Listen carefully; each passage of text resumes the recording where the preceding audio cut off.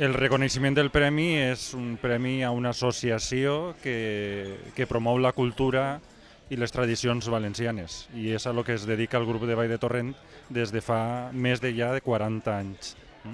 I ahí estem, peleant per tot el que hem rebut dels nostres avantpassats en música, ball i tradicions més culturals, pues, transmitir-ho a les generacions més noves que desconeixen. I molt agraïts perquè significa reconèixer tot aquest sacrifici que fem, que a vegades no es veu, que són moltes hores d'assaig, de recopilació, d'investigació, tant l'1 i el 2 com nosaltres, i a mi això significa un agraïment molt gran, perquè significa que el que estàs fent és important i és reconegut i és recolzat.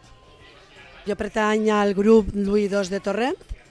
Estem molt agraïts, ens han donat el premi perquè crec que nosaltres estem i continuem, com l'altre grup, per supostíssim, lluitant perquè el folklore, tot el nostre, tot el valencià, tots els balls, tota la vestimenta no se perga, perquè això és molt important per a Torrent, és el que nosaltres sempre s'han preocupat i estem en ell, encara estem, perquè ahir és una llavor molt llarga i tindré que investigar i veure, i ahí estem investigant els balls de tota la comunitat, només de Torrent.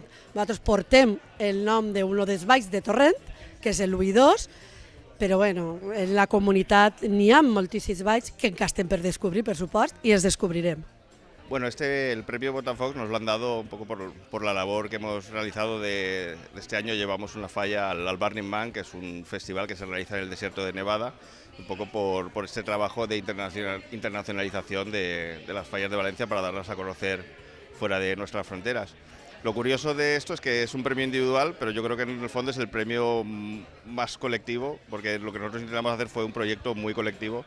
De hecho, intervinieron casi todas las fallas de Torrent, que nos ayudaron a realizar el mosaico que cubría todo el suelo de la falla.